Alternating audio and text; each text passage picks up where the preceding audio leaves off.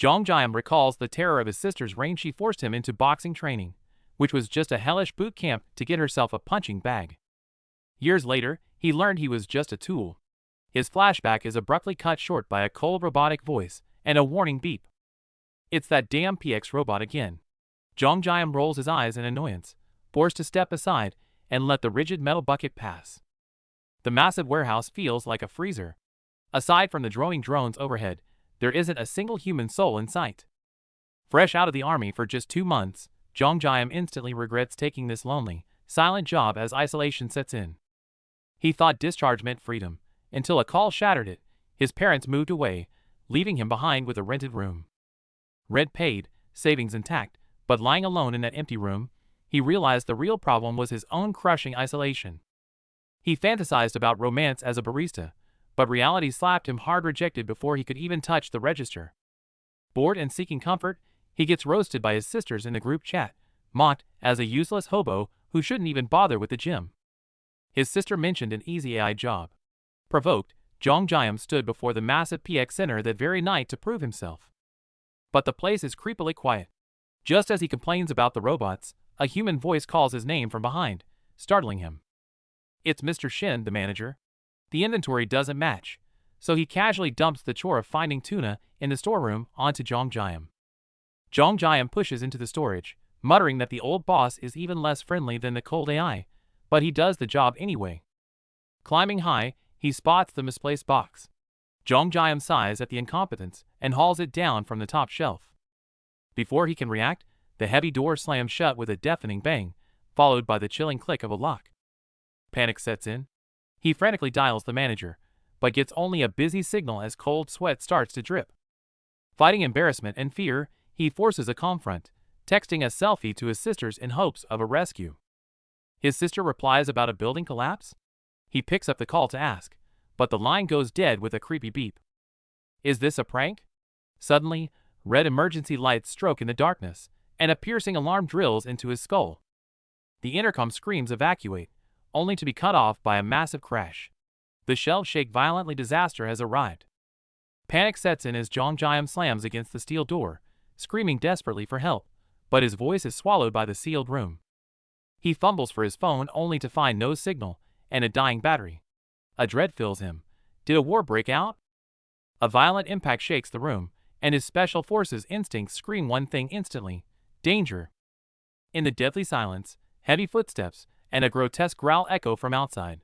He covers his mouth. That is definitely not human. Eerie pink light seeps through the cracks, revealing a twisted, massive shadow outside that freezes him in absolute terror. Trapped for 3 whole days with no rescue, he survives solely on canned food, slowly accepting the worst. As his phone battery dies, he types out a final note in despair, his only thought remaining for his family's safety. Just as he resigns himself to death, a glowing blue panel suddenly materializes with a cold notification. You have been chosen. Jiam stares in disbelief at the text. Parallel dimensions store any object in sight into subspace. Is this a joke? Thinking he's finally lost his mind, he laughs bitterly and decides to try storing the entire fulfillment center just to see what happens. Suddenly, the floor vanishes, the building evaporates, and he plummets straight into the ruins below. Pain shoots through his body as he crawls out of the rubble, facing a desolate wasteland instead of the warehouse. Only now does he realize with horror that the world has become an apocalyptic wasteland of overturned cars and ruins. Overwhelmed by dizziness, he drops to his knees and vomits as the system coldly announces, "Storage commencing." It was all real. Before he can recover, a massive shadow looms over him, and a bone-chilling presence approaches from behind. He turns to see a mountain-sized green orc. It's the source of that terrifying sound from 3 days ago, staring right at him. Survival instinct explodes. Jiam sprints for his life, suffocated by the monster's overwhelming pressure. 1 second late means death. The orc roars and stomps, sending a shockwave that blasts Jiam through the air. It's a completely unmatched fight. How can something that big move faster than a car? As the gap closes, despair washes over him again. Just as the claws descend, the system pings. Sync complete. Grabbing his last lifeline, Jiam screams, "Enter!" Too late. The monster's claw slams down with blue energy, crushing him before he can react. He braces for pain, but the energy feels different. Like teleportation? He freezes in shock. Eyes open to drones and robot arms. The system declares, this is his dimension. No entry without permission. Even that terrifying monster is locked out. Seeing the data grid, Jongjayam realizes he really crossed over. A massive, endless warehouse stretches out before him. Standing on a blue vortex, the scale is absolutely insane. Watching drones buzz, he's stunned. Did he just swallow the entire PX fulfillment center? Before he can process it, a game-like tutorial pops up. Congratulations on entering the parallel dimension. Ding! Starter reward received. A glowing mana stone falls right into his hands. Convenient. Boom! The monster smashes against the invisible barrier. That hideous face is inches away. He nearly drops the stone. Safe for now, he checks the stats. Wait, shipping speed and volume are pathetically low? That makes no sense. Worse, power's cutting in 2 minutes. To keep this giant warehouse running? Burn mana stones. 1 stone 1 day. Just this tiny rock? The eye confirms. New dimension, new rules. The system has evolved to run on mana. Lights out. No power means darkness, but worse, tons of fresh food will rot. That's the real crisis. In the apocalypse, that fresh food is life.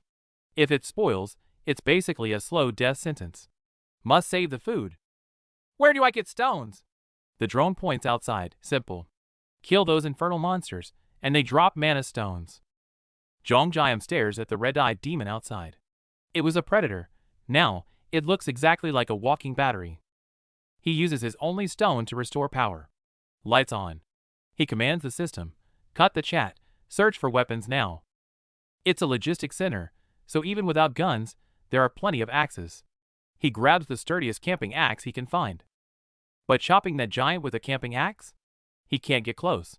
Unless he throws it. But this tool feels so cheap. Doesn't have to be a one-hit kill, just needs to wound it. The ex-soldier's eyes sharpen. Gripping the axe, he knows he must win. The demon drives its blade down, but the energy shield holds. Jongjayam braces himself inside, the sheer force shaking him to the core. He stares at the beast, mind racing. A pocket knife won't cut it. To break through that defense, he needs something heavy like the heavy axe. He frantically asks PX for a stock check. If he runs out of axes, is he supposed to throw bowling balls? That's a desperate last resort. The system shows 15 left. Jongjayam freezes, eyes wide in disbelief. The math doesn't add up. He took one out earlier, so why is the count still 15? He looks at the weapon, completely baffled. Is the warehouse bugged? It turns out everything here is digitized data. As long as the data exists, items can be duplicated endlessly. It's basically a cheat code. So, the stock in this warehouse is inexhaustible? The drone calmly confirms it, sending a shiver of excitement down Jongjayam's spine.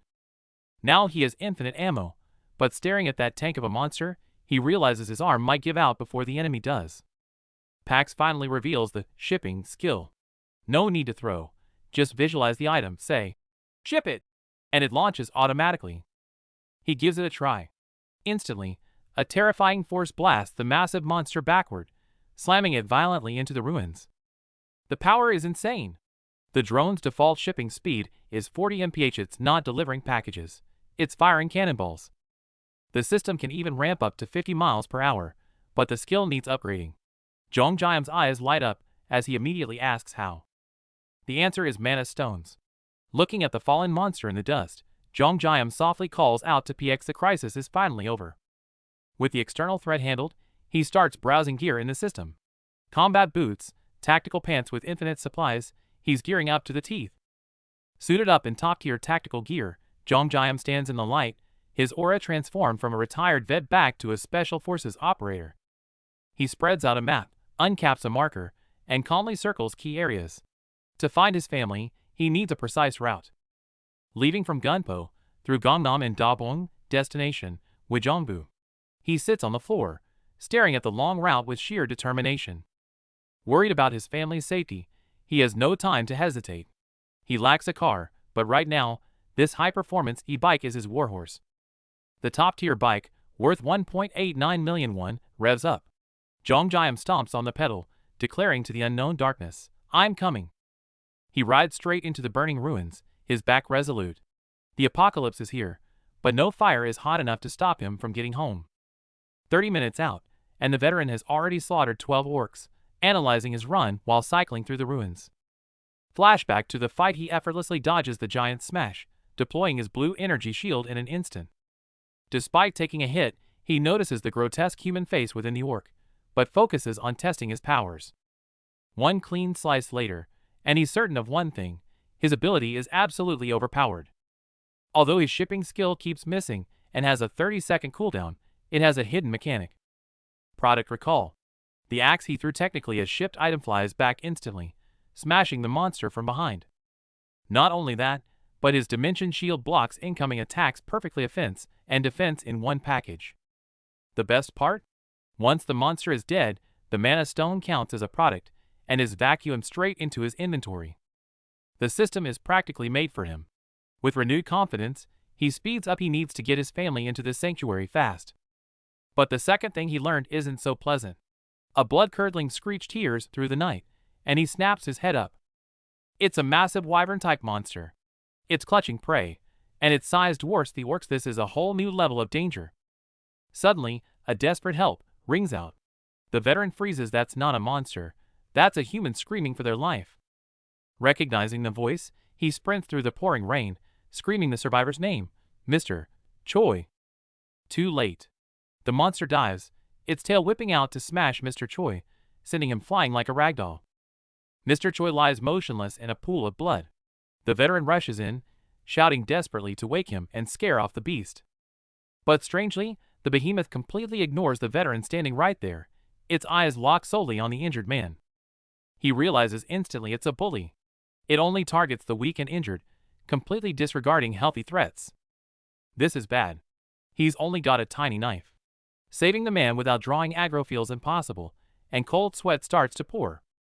At the worst possible moment, a phone ringtone cuts through the silence. In the dead quiet of the ruins, it sounds like a thunderclap. The noise detonates the situation. Chaos erupts. Bodies tumble. Is that ringing a lifeline or a death sentence? The dust settles over a cratered street. The massive beast lies still, crushed by a single, devastating blow. The survivors stare in disbelief. A wyvern, killed by an axe? Jongjiam calmly powers down his weapon and checks on them. A bicycle and a glowing axe? The image is so absurd the survivors can barely process it, convinced he must be some elite soldier. They bow deeply, hailing him as a hero. Jongjiam awkwardly touches his logistics company badge. He's no soldier, just a delivery man. He clarifies he's just warehouse staff. The survivors realize he's an awakener, like them, though his combat style is definitely unique. Playing it safe, Jongjiam lies that his ability is just driving. He steers the conversation to finding a safe haven. The mood darkens. They explain that their sanctuary, a massive warehouse, vanished into thin air, leaving them exposed and decimated. They offer him a spot in their underground hideout. Jongjiam hesitates, weighing the risk of trusting strangers. He needs a card to find his family. Despite his lingering suspicion, he accepts their offer to gather information. As they move out, a surge of energy erupts from Jongjiam's chest. His powers are evolving again. He stays calm. Even if it's a trap, he can slip into his parallel dimension instantly. He always has an escape route. They arrive at the hideout, but the tension is thick. Surrounded by gore and wary eyes, the survivors scrutinize the newcomer. Yongsoo breaks out in a cold sweat. His confidence crumbles. This safe haven looks anything but safe now. The hideout is a mess. A massive green orc lies dead in a pool of blood, evidence of a brutal struggle just moments ago. Survivors rush over in panic. Jongjiam calmly points to the corpse. He took care of the intruder before it could do any damage. The sanctuary is compromised. Fear ripples through the group, followed by burning curiosity about the stranger who killed the beast. The guides sing his praises, describing the axe throw that killed a wyvern. The crowd murmurs in awe, making Jongjiam increasingly uncomfortable. What's his ability? The crowd swarms him, desperate for a savior. Just as he tries to slip away, a hand grabs him tight. A woman shakes his hand violently, beaming with gratitude. Jongjiam stammers, overwhelmed by this sudden hero treatment. Are you single? She asks, cracking up the group. Their laughter reveals a tight-knit bond. These aren't just survivors, they're family. The battered man forces a smile through his bruises, introducing himself as Manager Lee. Despite his injuries, He bows respectfully, welcoming his savior into their hideout. Lee gestures around the dilapidated shelter, claiming they have plenty of supplies from the warehouse. He urges Jong-jiam to eat his fill, confident they can always restock. Jong-jiam hesitates, scratching his head before dropping the bomb. The warehouse vanished. Lee's smile freezes instantly, his face twisting in pure shock. The news hits like a bomb, sending waves of panic through the survivors. Denial and anger erupt as they realize their lifeline has been cut off. Lee sighs heavily, but quickly regains his composure. Eyes hardening, he makes the call. No more waiting, they have to force their way through the tunnel now. The leader turns despair into action, rallying the group with his resolve. While everyone gears up, Jong-jiam looks around confused, asking what the deal is with this tunnel. It turns out everyone needs to head in different directions, so driving is a must. But with roads choked by debris and wrecks, driving in this apocalypse seems impossible. The only way out is the west tunnel, but it's a death trap infested with wyverns. Jong-jiam realizes the deal, clear the monsters, and the path to the vehicles is open. Lee, being a decent man, tries to get Jong-jiam out. But Jong-jiam refuses. He needs a vehicle too, so their paths align perfectly. Internally, Jong-jiam is thrilled. Those monsters are just walking loot drops for him. Outwardly, he plays the role of a grateful ally, smiling warmly at the group. Looking at these ordinary people fighting for survival, Jong-jiam feels a twinge of guilt. Unlike him with his cheat-like warehouse, their grit is the real deal. He notices they kept some secrets about their supplies. This caution actually reassures him. Trusting blindly in this world gets you killed. Planning to hog the XP and keep his secrets, Jong-jiam decides to scout alone. He pops open his system interface to see what upgrades his new mana stones can buy. The menu is a goldmine of OP skills dash, precision delivery, automatic shipping, and they're dirt cheap. Jong-jiam's eyes go wide. This is practically a giveaway. Greed outweighs fear as he hatches a plan to farm the wyverns for upgrades. Just as he's celebrating his genius, a sudden noise behind him makes him jump. It's Yongsu, the driver, blocking his path with a beat-up bicycle. He refuses to let Jong-jiam face death alone and insists on guiding him, much to Jong-jiam's dismay. Stuck with him, Jong-jiam probes for details. Yongsu looks clueless, admitting he hasn't seen a system window since he awakened. He just goes by instinct. Yongsu finally explains his power. I can drive anything I see. It sounds incredibly vague, and Jong-jiam eyes the bicycle nervously, not feeling reassured at all. The next second, physics takes a holiday. Yongsu pedals that bike like it's a Ferrari, tires screaming as he tears off into the night like a blur. Before Jong-jiam can process this insane driving, Yongsu screams, "Wyvern ahead!" The joyride instantly turns into a nightmare as the monster swoops in. Rain lashes against his face, blinding him instantly. Jong-jiam pedals on pure instinct, heart pounding like a drum. A massive shadow swoops down with a terrifying roar. Yongsu freezes, cold sweat dripping, as he struggles to grip the wheel. Don't look back! With the sound of death snapping its jaws behind him, Jong-jiam grits his teeth and pedals for his life. Suddenly, the tunnel is right there. He risks a glance back, and his heart skips a beat. Yongsu slams the brakes. Why stop? He asks, only to see Jong-jiam trembling, his face pale with sheer terror. It's over. Surrounded by massive wyverns, their heavy breathing fills the air. They are literally dead meat. The monster screeches, drool dripping from its jaws. Jong-jiam realizes in despair that the electric bike won't save them. Cornered and outgunned, Jong-jiam's eyes harden. He has no choice but to reveal his hidden ace. He burns through mana stones to reset his cooldowns. Yongsu watches in shock. What the hell are you doing? No time to explain. The monster shrieks and dives, its massive claws slashing down with deadly force. Ship it! A blue shockwave erupts from nowhere, blasting the monster into a bloody mess instantly. Knocked to the ground, Yongsu looks around in total confusion. What was that? Before he can process, a strange hum fills the air. Blue light engulfs Jong-jiam as if opening a portal to his warehouse, drones and debris swirling in the energy. System alerts pop up wildly. He burns mana stones like crazy, watching the cooldown timer drop instantly.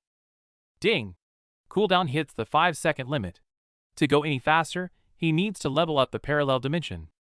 As the energy core cracks, an impenetrable barrier springs up, shielding both of them within its circle. Jong-jiam grabs Yongsu, staring ahead intensely. Stay close if you want to live. Terrified, Youngsu nods frantically. The monster can't stop, crashing into an invisible wall and skidding across the ground in a bloody trail. Another beast roars and charges blindly, slamming its massive weight against the blue energy shield. Boom! The shield shatters under the impact, and Jongjayam is thrown violently to the ground. In the pouring rain, Jongjayam faces down the giant wyvern. He raises his hand, blasting a beam of blue energy that sends the monster spinning through the air in a chaotic crash. Panic strikes as the monster dives, jaws wide open. Youngsu screams Jongjayam's name in desperation, watching helplessly as the beast closes in on the figure trapped inside the shield. A massive crash echoes as the monster slams into the transparent barrier. The shield holds, leaving the beast confused and hovering above, while the person underneath survives by a thread. Too close. Blood drips from the monster's maw onto Jongjayam's face. He freezes, eyes wide with terror, staring straight into the jaws of death hovering just inches above him. Boots hit the ground. Youngsu stares in shock, trying to process seeing PX launch axes like bullets. Jongjayam stands up against the blinding backlight, radiating an overwhelming aura of power. Youngsu starts analyzing. For someone like Jongjayam, monsters aren't even a problem. With that kind of firepower clearing the path, driving a truck through the deathly tunnel would be a walk in the park. Watching Jongjayam's power stings with envy. Youngsu thinks if he were that strong, he'd already be home. But he can't figure out why such a powerhouse needs a car just for transport. Suddenly, the vicious wyverns turn tail and flee. Youngsu realizes with a start they aren't leaving. They're terrified of Jongjayam and running for their lives. With the danger gone, Youngsu spots a glowing blue-violet rock on the ground. He leans in with curiosity, while Jongjayam, still protected by a shield, notices the loot as well. Jongjayam picks up the mana stone, explaining it powers up abilities. Youngsu's eyes light up, immediately wondering if these things could boost his own driving skills.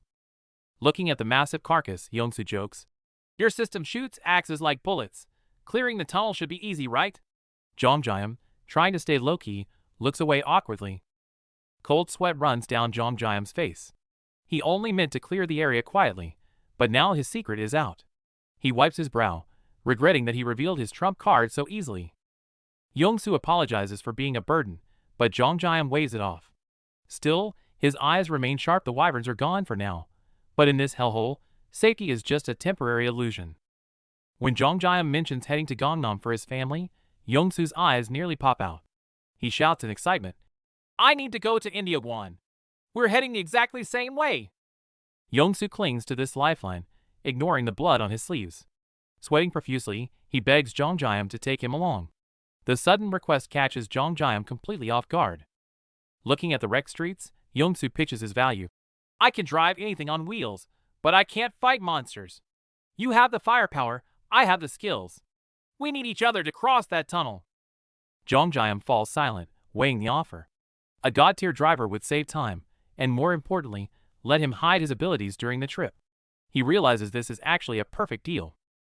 Flashbacks of greedy survivors warn him, if everyone knows his power, trouble will follow. But looking at Youngsu, Jongjayam decides this honest guy is someone he can actually trust. "Fine, I'll take you to India One." Jongjayam agrees, and Youngsu beams with joy.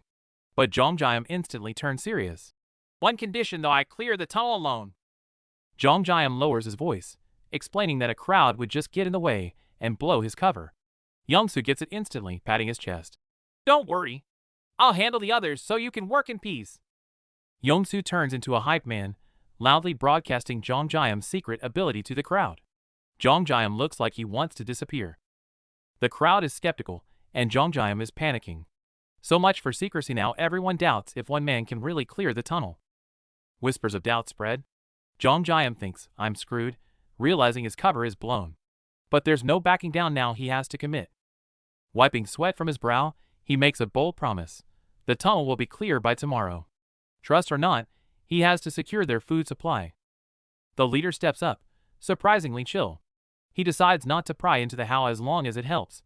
He's giving Jongjayam his silent approval. A young soldier hands over their saved rations. It's a small box, but the gratitude in his eyes is heavy. They're betting their lives on him. Seeing the injured soldiers in the background, their apology for having nothing but thanks to offer hits Jongjayam hard. The guilt weighs on him. Jongjayam tries to refuse, telling them to save it for their families. But the man insists turning down their kindness now would just be cruel. You have a family too, right? That sentence pierces through him. Jong Jiam freezes, memories of his own missing family flooding his mind. Mood shift. If they're risking it all tomorrow, tonight calls for a celebration. Out comes the hidden stash time to crack open the booze. It's a meager party, but the smiles are genuine. They raise a toast to family and safety, savoring this fleeting moment of warmth. Morning light breaks. Jong Jiam hops on a bike, waves a casual goodbye, and pedals off alone. He's taking this burden on his own shoulders. The team watches him go. The sky is clear, but the tension is thick. Everyone knows the unknown horrors waiting inside that tunnel. One man, one bike, riding straight into danger. The army and trucks stay behind. From here on out, it's his solo battlefield. But chaos strikes immediately. Bodies fall from above, and Jong Jiam skids his bike to a halt. The scene ahead is a total wreck. He looks up, and his blood runs cold. The sky is swarming with screeching monsters, a massive maw gaping open like the gates of hell. A sudden flashback hits. His mind drifts to a noisy memory not of monsters, but of the chaos of siblings fighting at home. Back when Sol was still around, the kids were at each other's throats. She started it. He's annoying. The adult just sighs at the eternal war. But the father just smiles.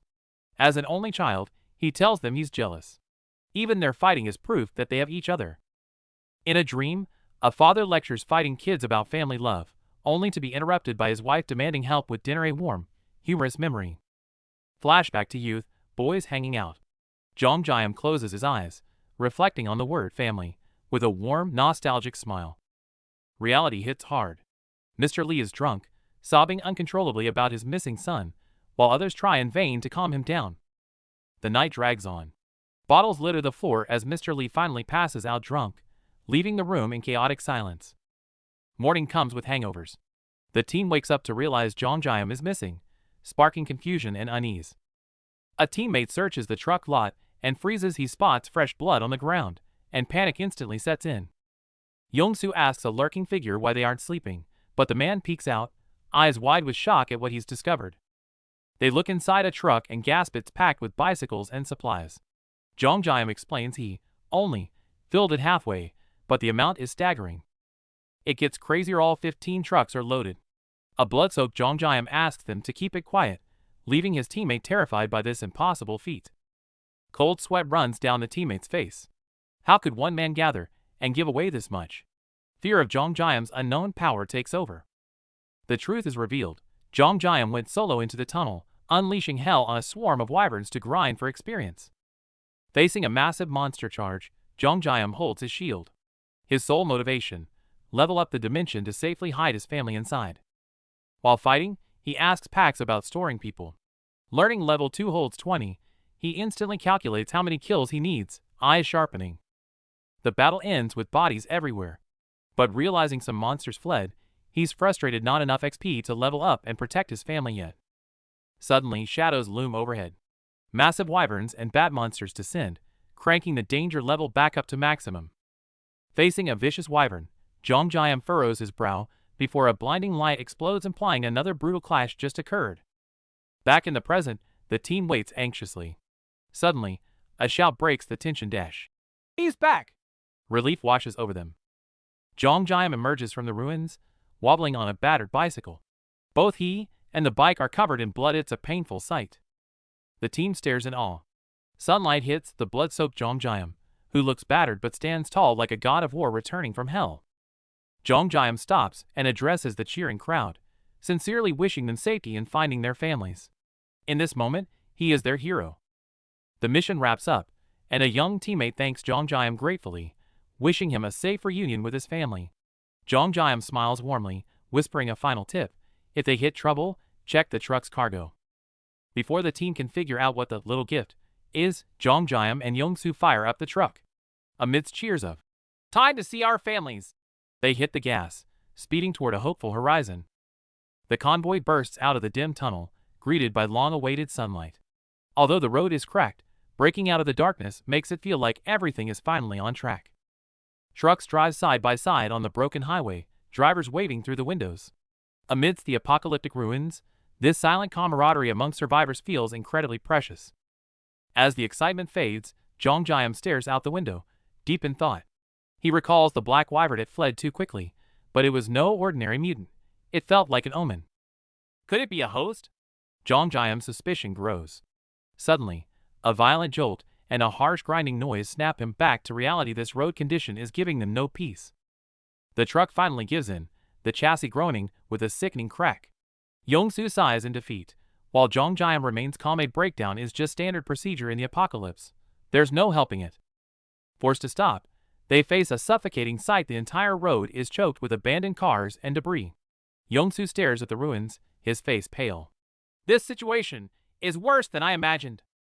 A barbed wire barricade looms ahead, clearly the army's work. Jong chills at the sight. If he had been discharged 3 months later, he might have been the one enforcing this blockade on civilians. The army blocked this to keep something out, Jong mutters. Just as Yongsu suggests a detour, Jong gaze sharpens, locking onto something wrong at the end of the bridge. Sure enough, at the far end of the bridge, a pack of red, wolf-like monsters prowls the ruins. They roar towards the sky, their terrifying howls tearing through the air, declaring this path deadly. Oh God, how many are there? Yongsu's voice trembles with fear. Jong however, doesn't flinch. He scans the area rapidly, his mind racing to calculate every possible breakthrough. Jong suddenly points to the impossibly narrow sidewalk on the bridge's edge. Yongsu, can the truck squeeze through there? Yongsu freezes, looking at the precarious path, cold sweat dripping. It's narrow, but theoretically. Hearing the confirmation, Jong grins, a look of reckless madness in his eyes. Then no need for a detour. We're taking this shortcut. Before Yongsu can react, Jong excitedly orders the charge. Meanwhile, the monster pack spots their prey, and with deafening roars, they lunge forward in a frenzy. Those red-skinned monsters are terrifyingly fast. Get surrounded, and you're shredded in seconds. The scene serves as a grim warning. In this world, stopping means certain death. Blood splatters across the windshield, blurring their vision instantly. Yongsu grips the steering wheel for dear life, trembling violently. Jong what is your plan? This is suicide. Those bastards are faster than I thought. The desperate situation triggers Yongsu's gamer instincts. Eyes wide, he yells. Do you know StarCraft? This terrain, we can use it to choke point them. Staring at the narrow entrance, Yongsu visualizes the strategy of using terrain to defeat a larger force. He gulps hard and shouts. Jong cover me, I'm reversing into that spot. With a massive boom, the truck smashes through the barbed wire like a beast, forcing its way into the dead end. Behind them, swarms of monsters roar furiously amidst the city ruins. Time to clear the path. Jong taps the interface, instantly maxing out the shipping speed for maximum chaos. Bloodstained but grinning, the warehouse keeper faces the swarm. Meal's over, boys. Now it's our turn to play. A system chime rings, and a massive French door fridge drops from the sky, blasting the ground apart with crushing force. Barely lifting a finger, Jong farms rewards from the tunnel clearing mission, upgrading his skills while destroying everything. But precise delivery isn't a homing missile. Against these cheetah-fast hounds, the aim is struggling to keep up. The monsters are too fast. A 2.5-second cooldown is way too slow to pick them off one by one with axes. Accuracy is an issue? Then use size. He hurls a fridge, crushing multiple beasts in one massive, brutal strike. A graze means death. With automatic shipping, it's a massacre. Jong yawns, almost bored by the efficiency. The beast roars, only to be instantly flattened into pulp by falling heavy appliances. Silence follows the impact. Yongsu panics in the driver's seat. Axes were one thing, but now he's launching brand new refrigerators? What is happening? Yongsu questions the physics of infinite stock until a bloody Jong knocks on the window, casually asking, "Hungry?"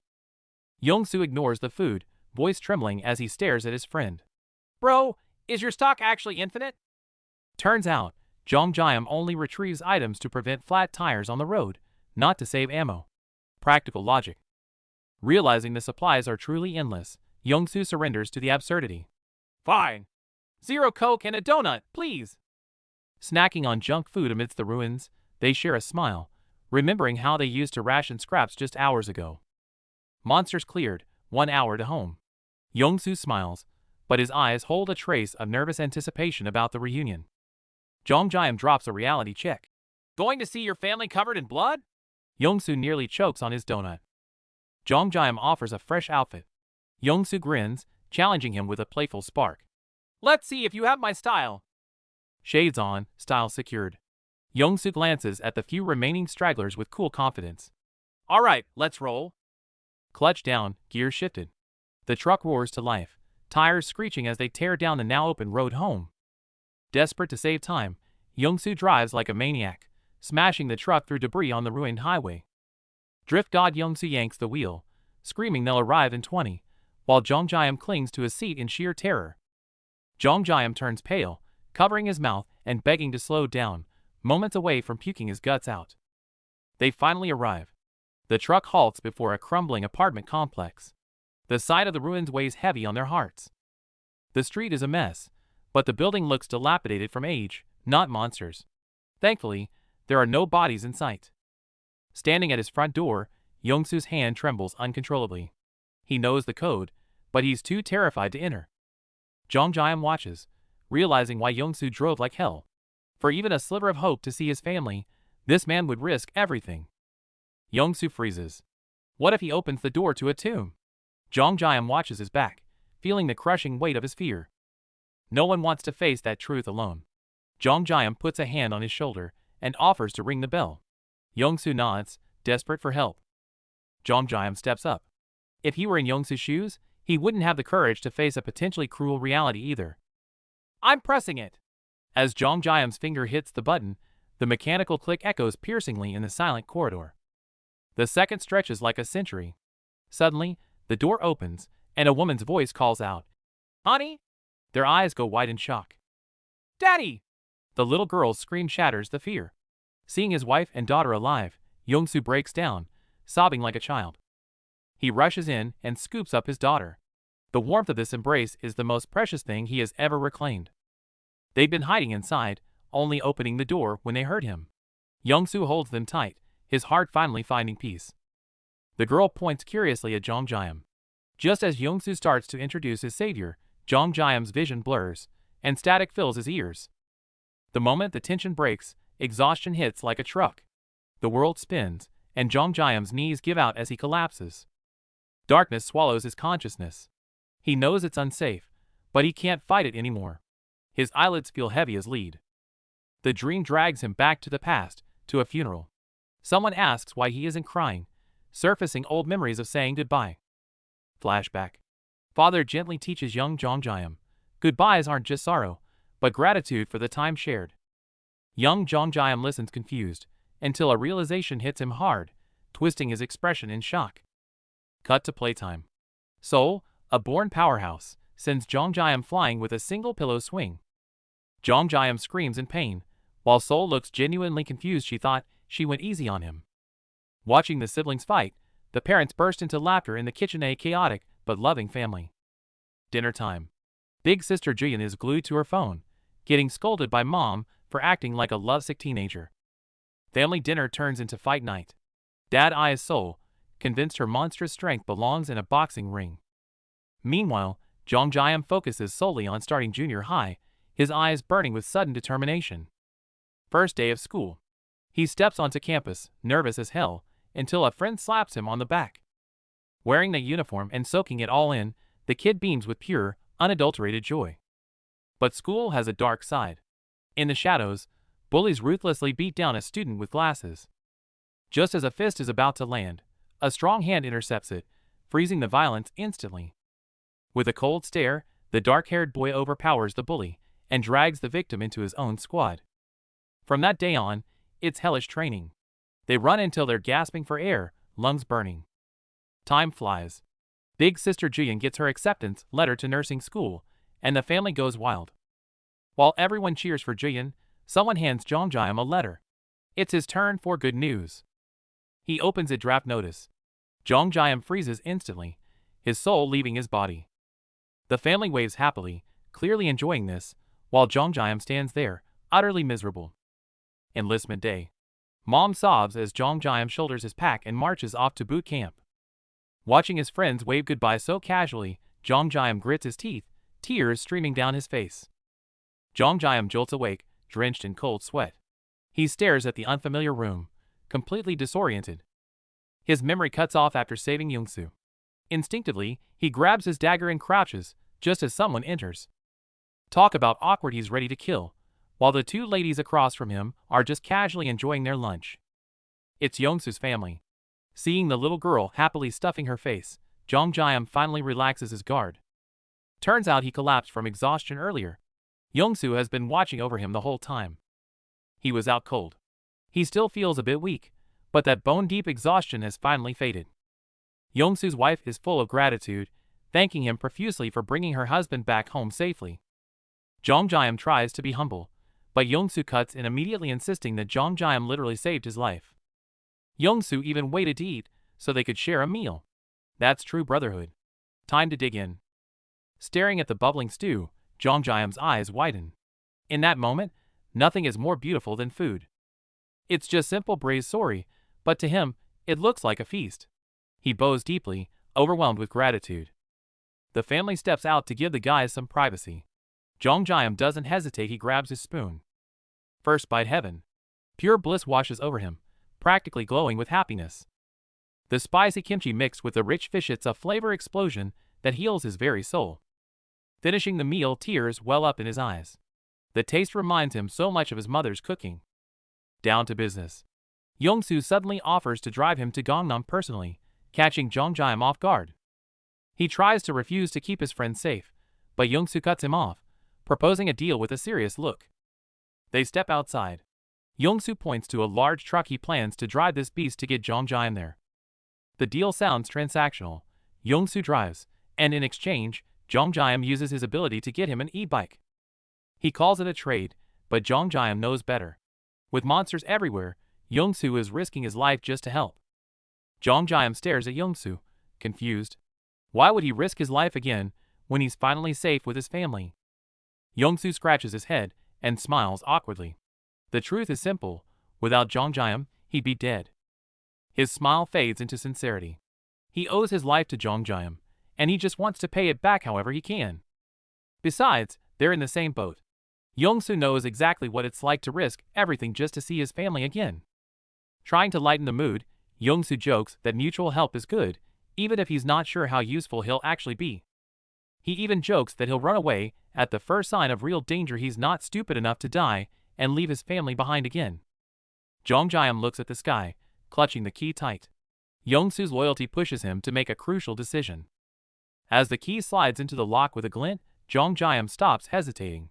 If Yongsoo trusts him with his life, he won't hold back secrets.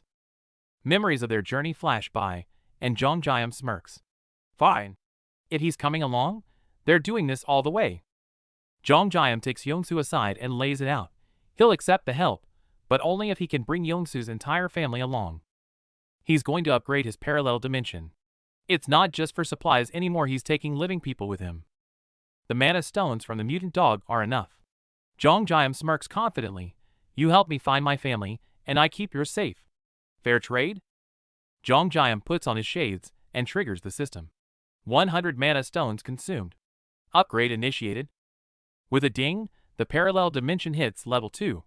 Capacity increases, and the crucial living storage feature is unlocked. The system alerts him to incoming entry requests. Jong Jae-am hits allow without hesitation. Here comes the magic. Light flashes, and the portal opens. Yongsoo's family is instantly pulled into the subspace, staring in shock at the massive warehouse before them. Before they can recover, Jong Jae-am introduces PX, the robot butler. Anything they need, just ask. Yongsoo's wife can't believe the mountain of supplies. Jong Jae-am weighs it off. Don't save it. Everything here regenerates infinitely. Seeing the little girl cheering and Yongsoo's relief, Jong Jae-am knows he did the right thing for his brother-in-arms. With everyone settled, Jong Jae-am checks the panel again.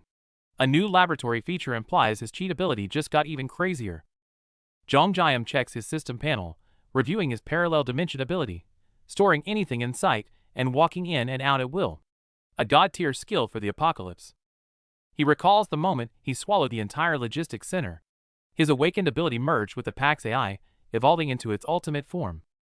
Like this shipping skill that shoots stored items like cannonballs.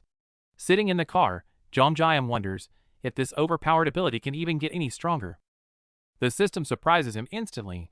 Not only is there a dimension lab for crafting, but he also gets one shot to store any target in sight. Standing in the subspace, he drools over the new skill. The lab sounds amazing, but with a 50 mana stone price tag, he has to pass for now. But he can test that store target skill, since he swallowed a whole warehouse before, and the system says any target. Jongjam goes big. He narrows his eyes and locks onto his target, the earth itself. If you're gonna dream, dream big, right? Failed, of course. Target too big. He chuckles. If he could actually swallow the earth, the game would be broken. Before leaving, the officer maps out the route to Gangnam. Jongjam leans in and teases, "I thought you were going to play with your daughter?" The officer looks back warmly at his daughter, fast asleep in the warehouse. This dimension is truly the only safe haven left for a child. They share a smile and thanks. In this apocalypse, a comrade who watches your back is worth more than anything. Back to the present. Yongsoo, the sunglasses guy, suddenly shifts gears. Before Jongjam can react, a manic grin spreads across the driver's face. Yelling "my turn to shine," Yongsoo slams the pedal.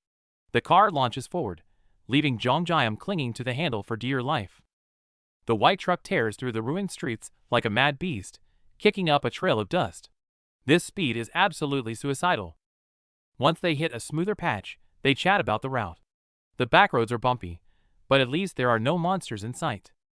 The truck pushes through the overgrown path. It's desolate, but it's the safest shortcut to Seoul. The view opens up. Under the setting sun, the ruins of Seoul stretch out spectacular, yet infinitely desolate. Army barricades block the path. Yongsoo remembers a nearby base, but Jongjam's gut tells him no one's guarding this place anymore. Suddenly, headlights flash in the rearview mirror.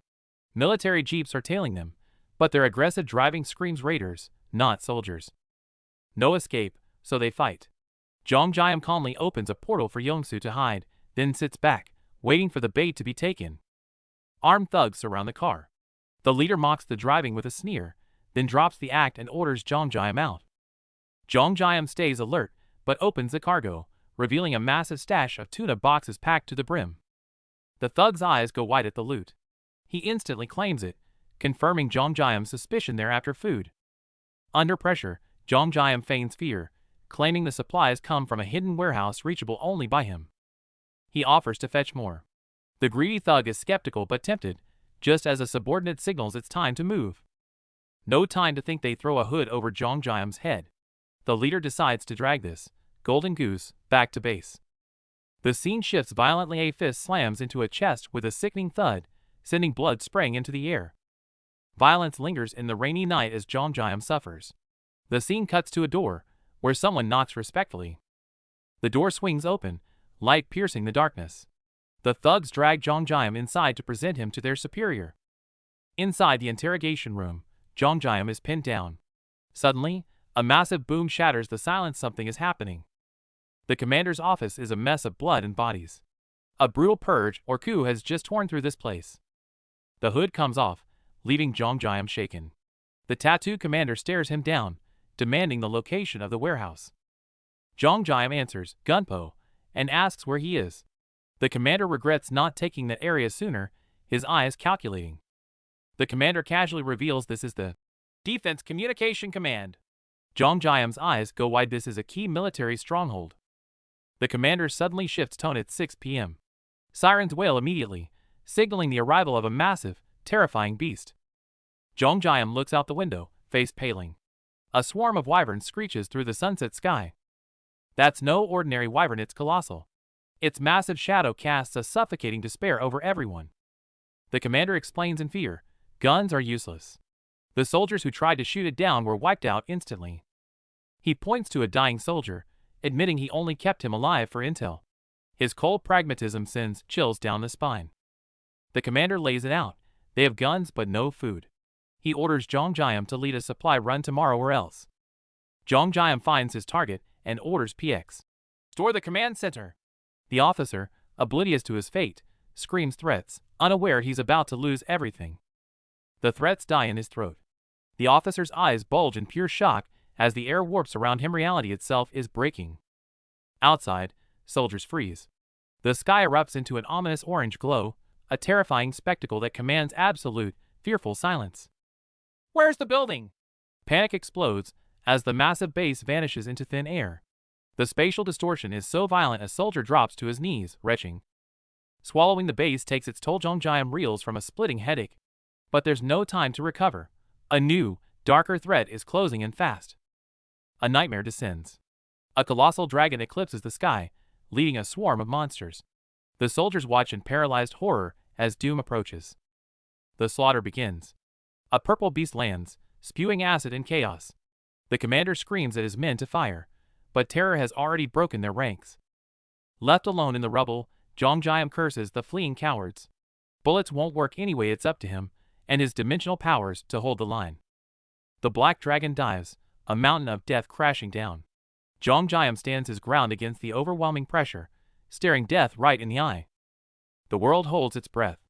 The dragon's massive golden eye locks onto Jongjam, a silent, terrifying standoff before the inevitable strike. But this isn't a fight, it's a rescue. Jongjam approves the system prompt, and a portal rips open, swallowing his target just in time. Safe inside the dimension, Jongjam stumbles, supporting the rescued colonel. The escape was brutal, leaving him exhausted and wary of the dimension's toll. Suddenly, glowing yellow eyes pierce the darkness. A horned creature manifests from the void, staring at them with an unsettling, predatory intensity. Stop staring! Snapping from the stress, Jongjam lunges at the beast, unleashing a flurry of furious punches to wipe that look off its face. Fists flying, glowing with energy, Jongjam screams that he's leveled up. He pummels the creature, venting every ounce of his pent-up frustration. Dust settling, Jongjam rushes back to the colonel. The man collapses to his knees, trembling. He's alive, but hanging by a thread. Get him to a bed now! He's fragile as glass. Gentle hands lift the battered soldier, rushing him to safety before he collapses completely. A closer look reveals the truth. No major wounds, just skin and bones. They didn't just beat him, they starved him nearly to death. With the soldier resting, Yongsu calls Jongjam to the window, his voice trembling. Look outside, something massive just appeared. Jongjam looks out and his jaw drops. The missing military base is sitting right there, huge, imposing, and now completely his property. Cut to a dim corridor. The gray-haired man is sweating, shocked by new intel. He asks the black-haired man to watch a prisoner so he can investigate a suspicious building. Back to reality. Jongjam stares down at the massive, fenced-off army base. Realizing the potential within, his gaze hardens, and he guns the motorcycle engine, kicking up dust as he charges in. Pedaling hard toward the entrance, his mind races with strategy. This base is a goldmine: guns, ammo, explosives. Securing this place means securing survival. Inside, reality hits. Unlike his automated dimension, this place doesn't serve him. The truck sits silent. He'll have to scavenge every single bullet by hand. The sheer scale is overwhelming. Finding specific gear will be a nightmare. Suddenly, Yongsu skids in on his bike, volunteering to haul ammo. Perfect timing. Jongjam worries about logistics, but PX interrupts. The system has arrived and drops a bombshell. Its presence allows this entire base to be formatted as a Sector 2 warehouse. Before he can process the shock, the drone scans the area. Pax declares that once categorized, every weapon here can be retrieved instantly, just like his original inventory. Jaw-dropping, Jongjam asks for clarification. So I can duplicate and summon infinite rifles? The drone confirms. The sheer power of this upgrade leaves him stunned. There's a catch: loading takes time. With the progress bar barely moving, PX suggests prioritizing specific items to speed up availability. Switching to tactical mode, Jongjam lists his demands: guns, ammo, grenades, gas. He also locks the permissions. This arsenal belongs to him alone. Locked and loaded, he rides out of the portal. But there's no time to breathe. The moment tires hit the dirt, screeching monsters surround them on all sides. A horde of lizardmen blocks the path, led by a massive, yellow-eyed beast. Escape is impossible. Jongjam's eyes narrow. If they can't run, they fight. Flashback to prep. Ammo boxes are stacked high. Jongjam has preloaded every magazine. Yongsu adjusts his shades. It's been years since training, but it's time to lock and load. Back in the fight, armed to the teeth, Yongsu's confidence skyrockets. Seeing the monsters as target practice, he smirks, gripping his rifle. Time to shake off the rust. Muzzle flash erupts. Yongsu unloads, spraying bullets into the darkness. The giant beast takes the full brunt, blood exploding from its hide as the shots connect. The beast roars in agony as bullets tear through its skull. Blood and rain mix in the air, painting a brutal scene of destruction. They don't let up. Casings rain down as they pour continuous fire into the enemy. The muzzle flares light up the night, its absolute suppression. Silence falls. Yongsu wipes sweat from his brow, winded by the recoil. Looking at the carnage, they lower their weapons, thinking the threat is neutralized. But Zhongjiam senses something wrong. He scans the bodies. The small fry are dead, but the massive leader's corpse has vanished into thin air. Suddenly, a suffocating pressure descends. From the darkness, two glowing eyes ignite. The beast isn't dead, it's watching them, waiting to strike. Close up on the clash, a massive blue-scaled claw strikes a beam of energy, blood splattering from the impact. Back in the warehouse, Sunglasses Guy scans the ruin, gun raised. He senses fast movement, but sees nothing. Pure tension. Since it's hiding, Sunglasses Guy comes up with a plan. Use an RC toy as bait to lure the monster out. The RC car whizzes off. The men wait in the shadows until a translucent blue shape manifests in the rainy night. The rain reveals the invisible beast. Sunglasses Guy grins, eyes sharp. Found you. Time to show you some firepower.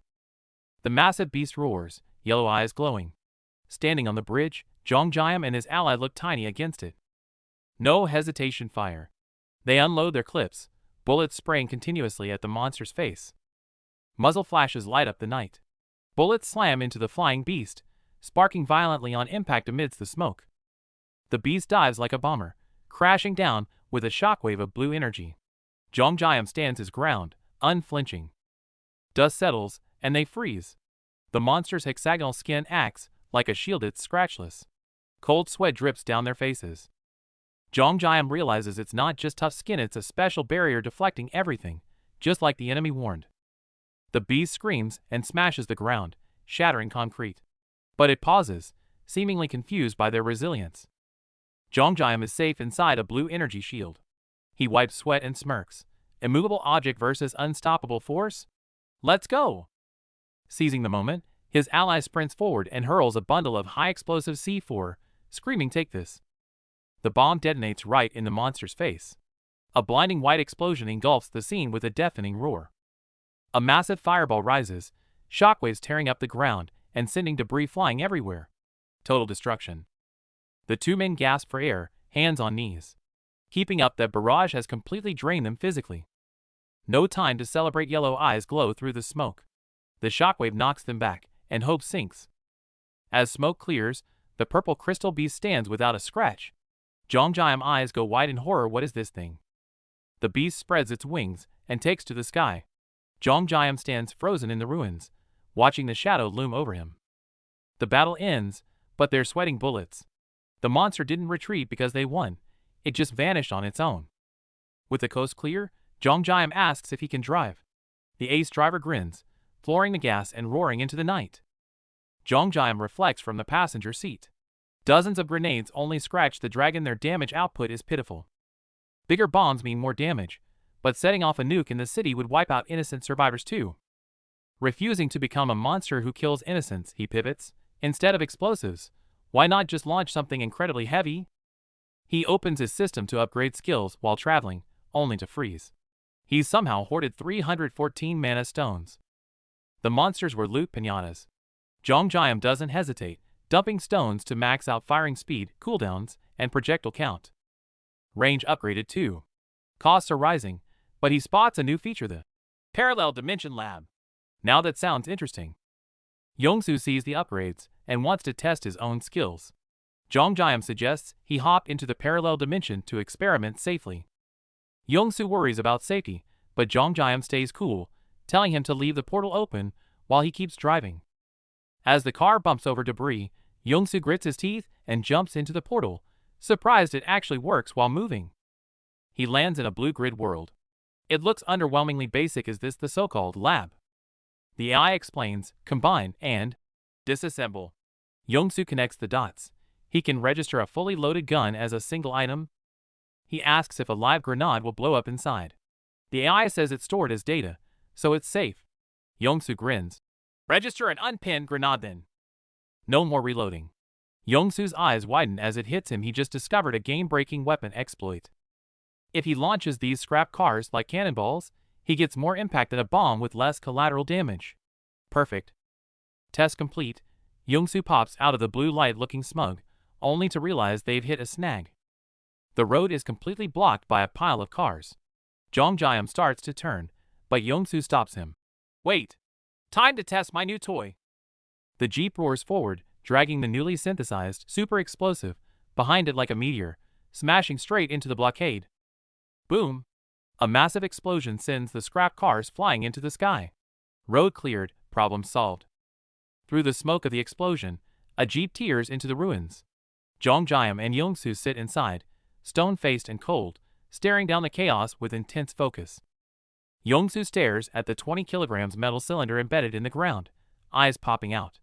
He can't wrap his head around what kind of heavy weapon Jongjiam just hurled. Meanwhile, survivors stare at their shattered defense barrier in disbelief. With their safety compromised, the one with the bat instantly tenses up, sensing impending doom. Suddenly, the military jeep roars out of the dark and slams into the debris. Tires screech as it skids to a halt, startling the armed survivor, who instantly braces for a fight. Terrified, they think it's an enemy raid.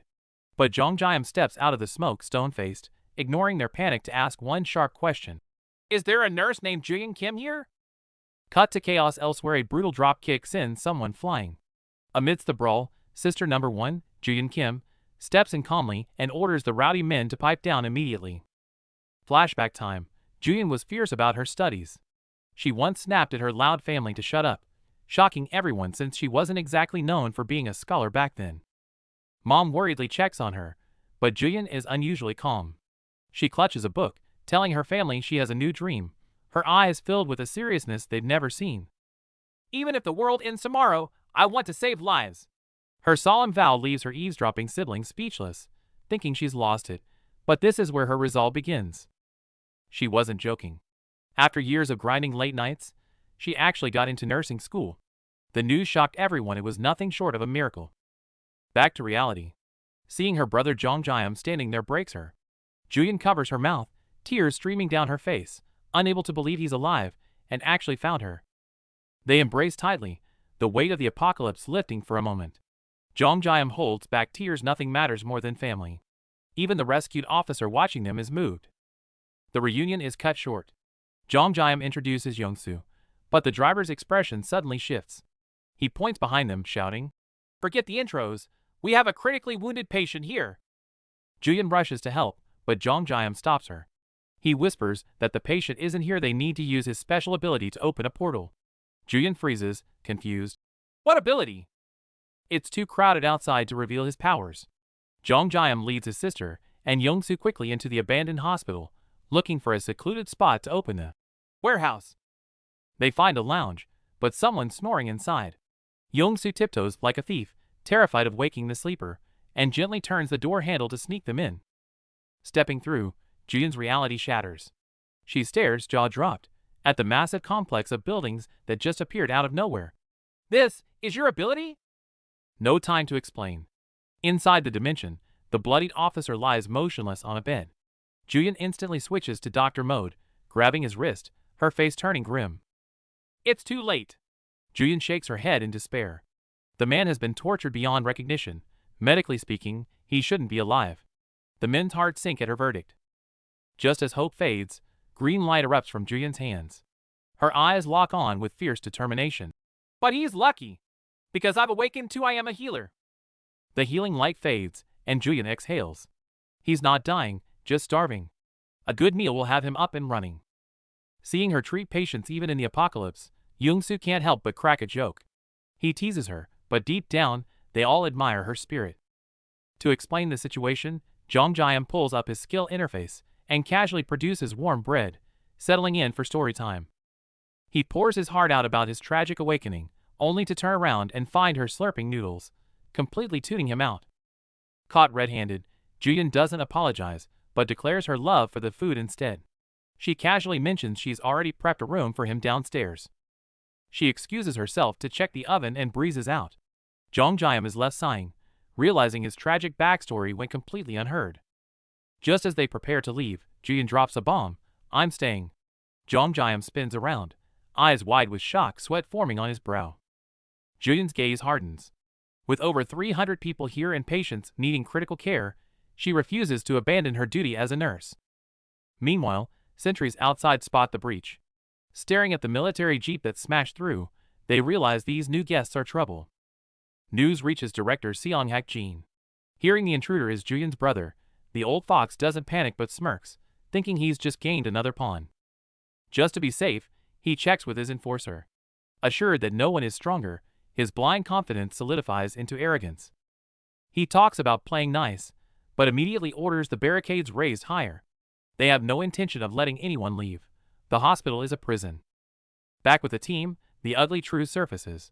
Jongjiam deduces the director is poisoning survivors to control them, and Julian casually confirms it between bites. Julian grips her spoon, eyes fierce. She's been secretly hoarding mana stones to cure the poison. She plans to stay and fight from the inside, urging her brother to flee. The siblings clash. Julian slams the table, desperate to keep him safe, but Jongjiam refuses to leave his sister in this snake pit. If their only leverage is food control, it's game over. Jongjiam smirks, telling his sister to sit back and watch real power in action. Space tears open, and crates of supplies rain down like a waterfall.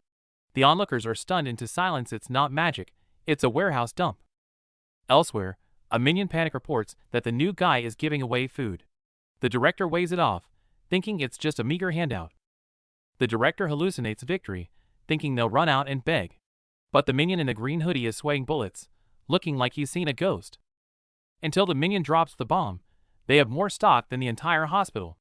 In that moment, the director's smug mask shatters.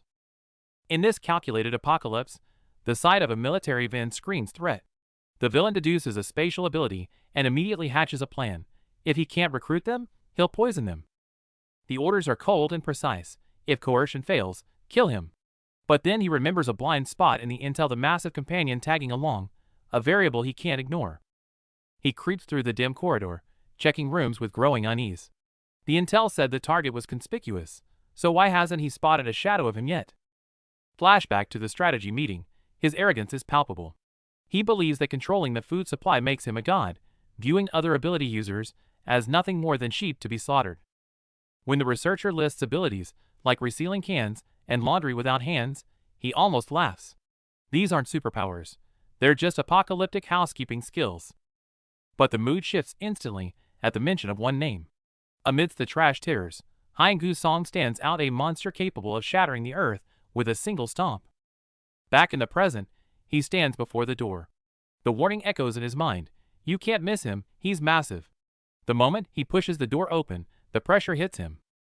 A literal muscle mountain blocks his path. Just standing there, Hyungu fills the corridor, making the villain feel like a rabbit that wandered into a lion's den. Despite his internal panic, he forces himself to speak. Facing Hyungu's murderous glare, he still tries to negotiate with his ridiculous villain logic. The mask comes off. He pulls out a red vial and offers a choice. Use this poison on Jongjiam, or die right here, right now. Unfazed by the cheap threat, Hyungu doesn't even blink. He skips options 1 and 2 entirely, calmly asking, "How about I go with option 3? Before the villain can process what option 3 means, Hyungu's fist delivers the answer. Option 3 is getting scrapped right here. The fight erupts, but suddenly shifts gears. Drones and pink spheres appear in the air, followed by a massive impact. Looks like Jongjiam's warehouse hacks have joined the chat. Before he can figure out what's happening, a blinding light flashes. An irrational amount of power is charging up. That look confirms it. Someone is about to have a very bad day. This is absurd. An extreme curveball maestro bowling ball worth thousands appears out of thin air, glowing with blue energy, and strikes the villain like a literal bowling pin. The hit lands with the weight of a mountain, grinding the villain into the floor. His face screams existential confusion. What kind of ability is this? It's not over. The ball might be slow, but the mass is insane.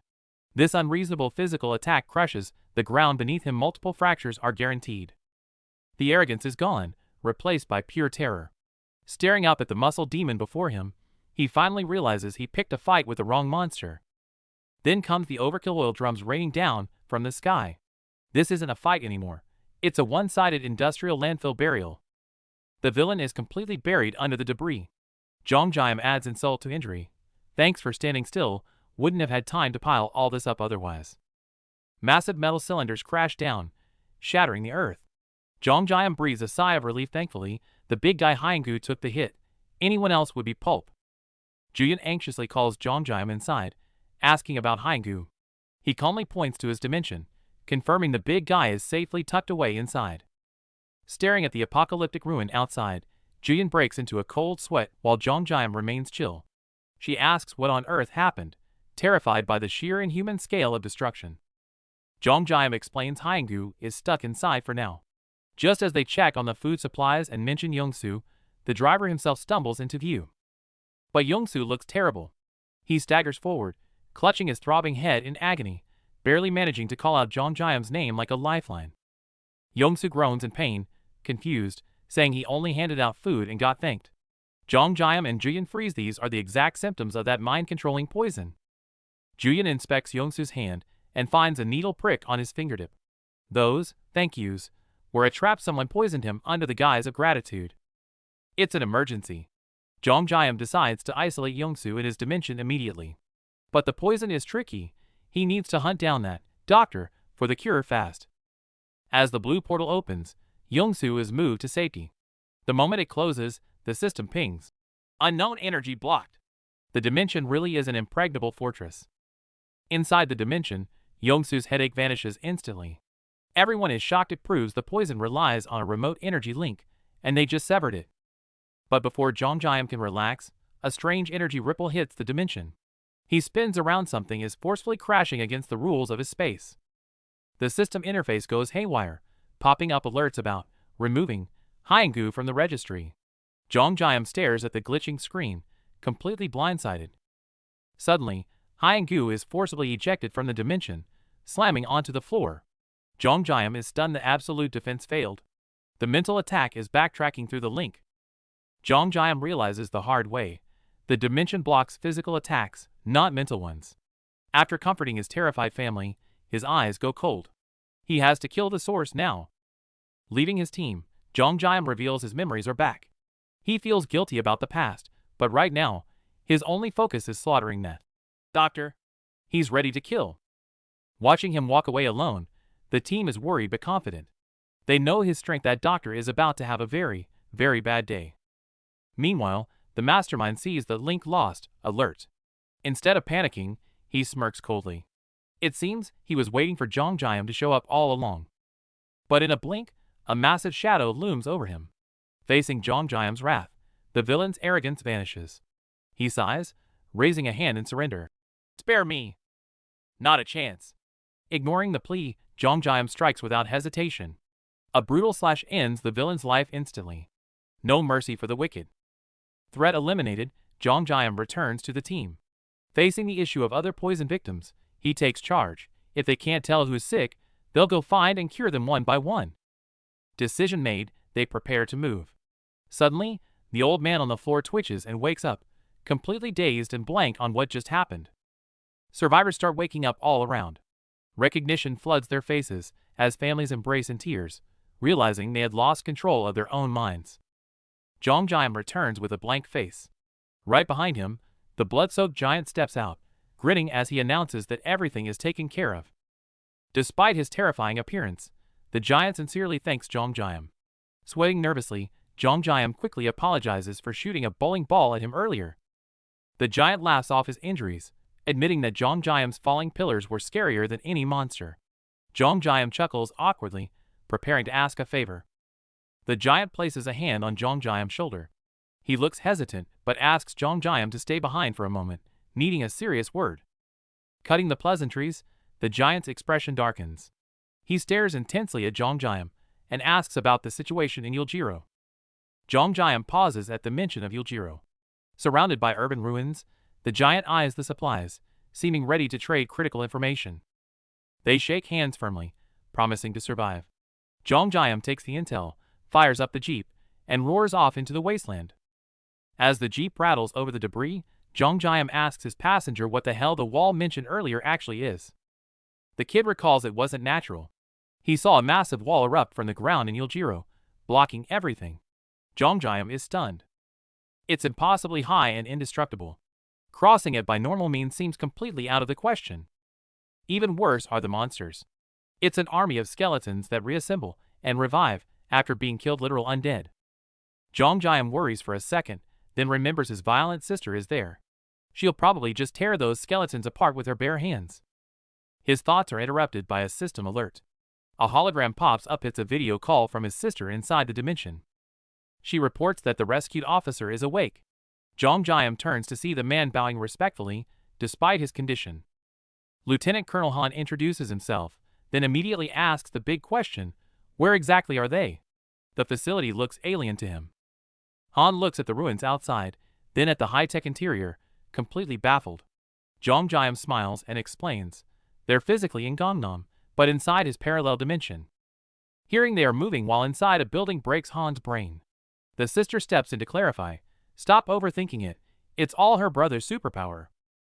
Spooked by the supernatural situation, Han nervously asks to be let out. Yongsu quickly steps in to reassure him, relax, I was rescued too. We aren't the bad guys. The rescued lieutenant colonel insists he must leave for HQ immediately. Despite trusting the group, duty calls. Jongjiam nods, accepting his decision. Breaking the tension, Jongjiam orders food. Packs the robot rolls and obediently with toast and banana milk, complete with price tags. The food triggers a memory. The officer recalls being cornered by captors who offered a twisted bargain, eat, talk, and maybe he walks free. When he hesitated, they laid out a feast of pizza and chicken.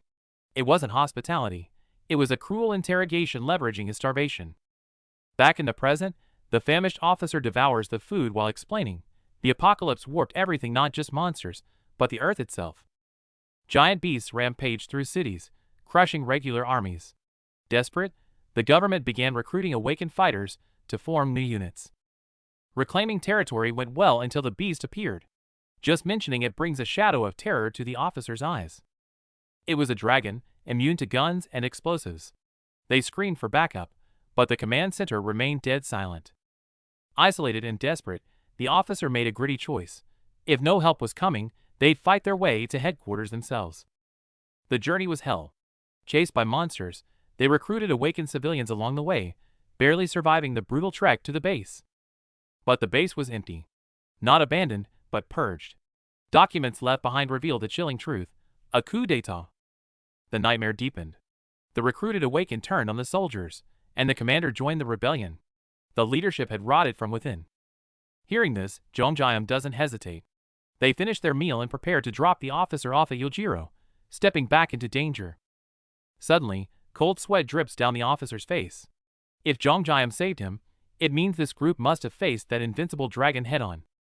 The traumatic memory surfaces the demon that ravaged them in the stormy night, a nightmare made flesh. Boom!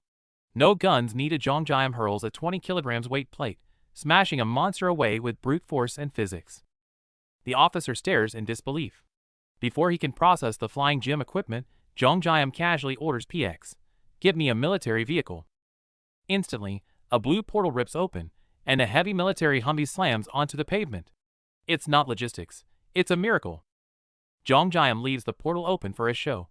Watching weight plates fly and cars materialize, the officer's reality completely shatters. The officer freezes, cold sweat trickling down. He can't believe his eyes. What kind of ridiculous power is this? Is he hallucinating? Before he can process it, chaos erupts. A monster lunges, but is instantly blasted away. That green armored figure moves like lightning, tearing through the city ruins. Boom! An explosion lights up the window. The soldier clings to the frame in terror, watching the apocalyptic scene unfold, his mind going completely blank. It's no hallucination. Jongjiam's blue energy orbs unleash hell, firing heavy objects like machine gun fire. Inside, the terrified soldier grips the wheel for dear life. The battle ends in an instant. Not only does he fire, but he also recycles the ammo and loots mana stones automatically. The witness face bombs, utterly speechless. Is this guy even human? Under the bleak rainy night, the bridge ahead is snapped in two. Yet the driver just smiles apologetically, as if it's minor traffic, completely unfazed by the massive chasm. They made it here in just 1 hour. Safe behind the blue shield, the officer processes this insane efficiency with mixed emotions, stammering his thanks. Detours, monsters, And still this fast? It's not just Jongjam. The driver, Yongsoo, is a beast too, drifting through this wreckage like a pro. Command Center watches in awe. This duo is god tier. Yongsoo's driving induces motion sickness, but gets results. Even the military has to respect their raw power. The jeep speeds along the broken overpass. Yongsoo thinks the road looks fine, but in the passenger seat, Jongjam frowns. He senses something is wrong. Trouble ahead. A massive glowing stone wall blocks the path on the distant mountain. It's so huge that even Jongjam isn't sure if they can blast through it. They decide to check it out and drop off their passenger at Yongsan. Meanwhile, the base commander stares at his screen, sweating, pinning all hope on these two superhumans. Time to part ways. Sunlight breaks through the clouds over the ruins. The rescued officer stands outside the jeep and bows deeply. His gratitude is genuine. With the outsider gone, Jongjam immediately starts plotting. He wonders if he levels up. Could he just swallow that entire stone wall into his dimension? He's calculating mana stones for an upgrade when the officer beside him interrupts. The atmosphere shifts instantly. It looks like business time. The recruitment pitch. The officer offers government support, but Jongjam rejects it instantly. With a smile, he drops a hard line. Sorry, family comes first. Rejection aside, he wants a deal. Jongjam's gaze turns sharp as he flips the script. If you're JCS, surely you can spare a few helicopters? Now the officer is cornered. In the dim room, facing Jongjam's pressure, he wipes sweat from his brow and reluctantly admits, I suppose so. Cut to the command center, where the air is suffocating. The general stands before a massive map, watching zones fall one by one. He sighs in despair. The government is as good as gone. Drowning in visions of a dark future, the general is interrupted by a knock at the door. That sound might just be the turning point they desperately need. The atmosphere in the command center is suffocating. The sole survivor delivers the grim news. The 50th Battalion has been wiped out. Hearing the news, the commander clenches his fist, shock quickly hardening into grim determination. No time for grief. The commander snaps into action, grabbing the files to face the incoming crisis head-on. Flipping through the report, the commander breaks into a cold sweat. The situation is far worse than imagined. Suddenly, an engine roars outside. An army truck pulls up. The VIP has arrived. Jongjam steps out to a formal reception. After the pleasantries, they get straight to business, the helicopter trade. There's a catch. The officer drops the condition. You get the chopper only if you join the army as an awakened fighter. Jongjam refuses instantly. Nothing matters more than finding his family. The negotiation hits a wall. Deal's off. Jongjam walks away, heading straight for the helipad. The officers are left stunned by his audacity. If they won't give it, he'll take it. Jongjam switches to plan B, knocking the guard out cold. Panic sets in. The military hastily offers a new deal. Clear the monsters at Seoul Station, and the chopper is his. Deal? Cigarette in mouth, Jongjam takes the wheel, leading the convoy straight into the danger zone. The officer finally explains the threat. Not just zombies, but a legion of eerie creatures known as the Skeleton Army. These skeletons revive endlessly unless their core is shattered. A nightmare for the regular army. Facing the horde, Jongjam remains unfazed. He crushes a skull effortlessly. Just break them? Easy. The battle erupts. Jongjam plows through the ranks like a bulldozer, shattering bones while soldiers watch in awe. The skeletal horde is obliterated. Sunlight breaks through, and the surviving soldiers cheer in relief. Victory is brief. The tension lingers as the convoy regroups and pushes deeper into the dead zone. In the car, the officer warns him. The grunts are gone, but there's a boss monster that shrugs off bullets. That's the Skeleton Knight. If you see him run, before he can finish, a massive shockwave hits. The real monster is here. Before the warning fades, a heavy object flies past. Then, a massive sphere of red energy erupts in the ruins, tearing the ground apart instantly. From the smoke steps a heavy armored skeleton knight, eyes glowing red, weapon pulsing with terrifying power. Rumor has it, he's immune to all attacks? Witnessing this, both the battle-hardened soldiers and the civilians freeze, utterly paralyzed by the terrifying aura. The knight turns his back, chanting in an obscure tongue. When he looks back, his single glowing eye radiates pure death. The skeleton can talk? Before they can react, he draws his blade, a blur of motion, and effortlessly blocks the attack. Smoke clears, revealing the knight without a scratch. He stands elegantly amidst the flames, sneering, "Pleased to make your acquaintance, infernal being." Gwaine, one of the 12 knights, speaks fluent human language, though he claims to want a civil discussion. His eyes scream murder. Words fail, violence begins, but the knight arrogantly declares the attacks useless, mocking their futile resistance. They clash instantly, metal screeching against metal. Despite his tough talk, Gwaine is forced to skid backward and dodge. Looking at the torn earth, Gwaine sneers. "So this is your answer?" His condescending attitude is infuriating. Facing such a monster, Jongjayam doesn't dare blink, weaving through the ruins to barely dodge the lethal slashes. Suddenly, the monster locks onto the moving jeep, charging straight at it with his massive blade. Trouble incoming. Jongjayam realizes he takes no damage, but he does get knocked back. He instantly unlocks precise delivery and aims for the knight's chest. The jeep fires a barrage of light orbs. Gwaine mocks this foolish magic while dodging easily until he realizes something is wrong. Every orb packs a massive physical punch. Gwaine is forced backward, the ground beneath his feet cracking under the pressure. "Don't get so cocky!" Before he can finish, an invisible heavy blow smacks him in the face. Gwaine is stunned. What was that? No time to breathe. Impact after impact sends him stumbling. The once arrogant knight is now being thrashed.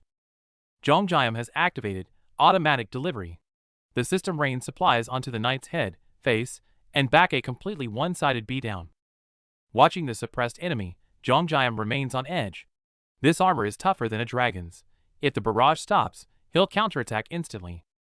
Under the relentless smashing, the gentleman, Gwaine, finally begs. "W8, can we talk?" Jongjayam ignores him, signaling his team to pull back. Sunglasses Guy is on high alert, then boom. A deafening explosion rocks the car, debris flying everywhere as chaos erupts outside. Before Jongjayam can react, the tactical strike hits. A massive blue energy sphere slams down like a hammer, engulfing the convoy in flames. The smoke clears, but the monster stands. The skeleton knight, cracked but alive, surges with dark red energy, mocking their attack. The danger levels spike instantly. With a final vow of loyalty, the knight's body crumbles. Only 3 glowing crystals remain, which are immediately swooped up by the system. The system chimes loot secured. Nearby soldiers stare in drop-jaw disbelief, unable to grasp that someone just soloed that monster. The crowd goes wild. The monster that tanked artillery was taken down by Jongjayam. Soldiers cheer from the trucks. He's a living legend now. The commander immediately tries to recruit them. But with family on their minds, they hesitate, turning down the eager offer for now. The commander persists, promising a helicopter and waiting until they save their families. Jongjayam agrees, but feels the heavy weight of expectation crashing down. Walking away, Jongjayam's smile fades. That fight was way too close, and the terrifying reality hits. There are 11 more knights just like that one. He mentally rants. Heavy shells failed, but bowling balls worked? Physics is broken. Suddenly, the commander interrupts, guessing their destination, Yujiro. The commander drops grim intel. A creepy castle has appeared there. Recon teams vanished, but they confirm signs of human activity inside.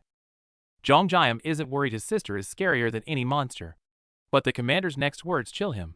The castle walls are closing in like a lid. Time is running out before it seals shut.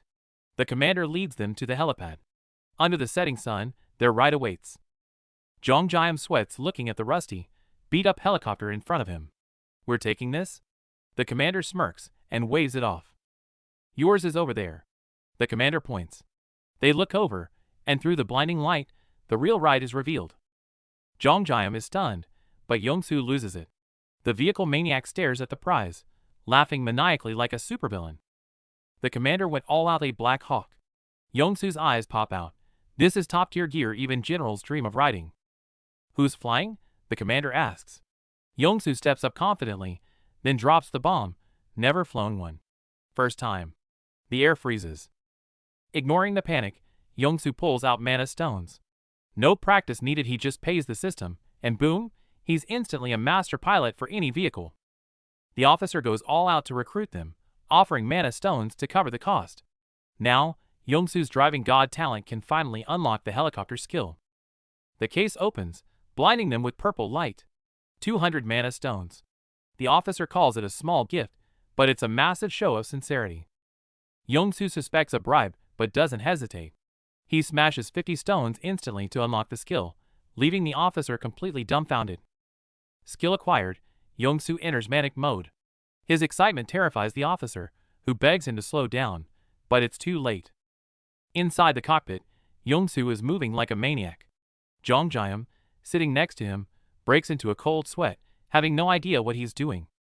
Bored waiting for takeoff, Jonghyam checks his inventory.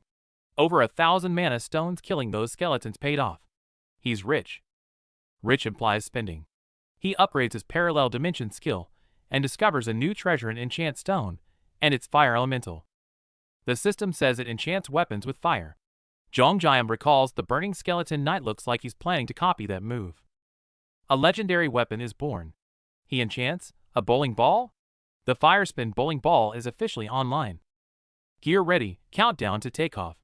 Yongsoo gestures excitedly, while the glasses guy in the back is still freaking out. As the chopper lifts off, Jonghyam gets another level up notification unlocking recall, but his expression is complex, even teary-eyed. Yongsoo feels a sudden chill, while the officer on the ground salutes, hoping Jonghyam will return to enlist. Totally different vibes. The officer puzzles over Jonghyam's blank expression as the helicopter roars into the fiery sunset. The road ahead is uncertain. Scene shift. Jonghyam studies his new skill list. Even in the apocalypse, he never stops developing his core warehouse ability. But there's a catch.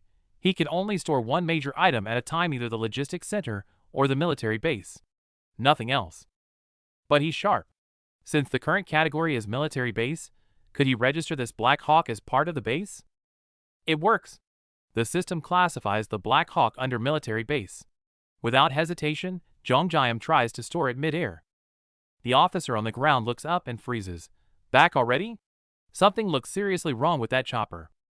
A bizarre blue energy ring explodes mid-air. The helicopter is yanked violently. Is this the skill activating, or a crash? Before anyone can react, the helicopter slams into the ground amidst the energy storm. That wasn't a landing, it was a catastrophic crash. Smoke still lingers as another chopper roars overhead. Jonghyam stares at the sky, sweat dripping, nerves frayed by the endless attacks. He freezes, utterly confused. A massive, tilted structure towers over the ruins, covered in eerie, floating text he can't comprehend. Inside, the atmosphere turns suffocating. Red light pulses from beneath the cracks, as if something terrible is waking up. It's a massive Gothic cathedral. On the altar, the masked skeleton knight descends, radiating a suffocating aura of power. Lancelot's eyes glow purple with suspicion. Why would an arrogant high-ranking mage lower their status to enter a low-tier dimension like Earth? Thinking of Gwain's death, he doesn't feel fear, but excitement. If it's a turf war, he'll just slice that mage's head right off. He reports to his master, fingers twitching with impatience. The master orders him to ignore revenge for now and focus on the harvest. Lancelot suppresses his rage and adds, "Humans have breached the castle." The master dismisses it instantly, treating it like a minor annoyance. Meanwhile, a demon tries to roar, but gets instantly blasted into pieces by an unseen force.